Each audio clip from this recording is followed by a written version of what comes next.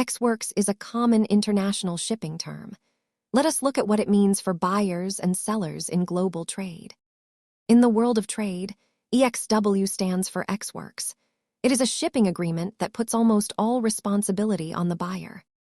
Under ex-works, the seller has virtually no responsibility once the goods are ready at their factory or warehouse.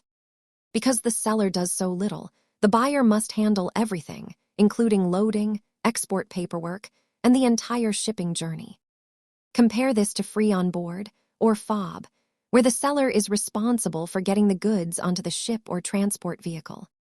As you can see, ex-works requires significantly more effort and logistical coordination from the buyer compared to other shipping methods.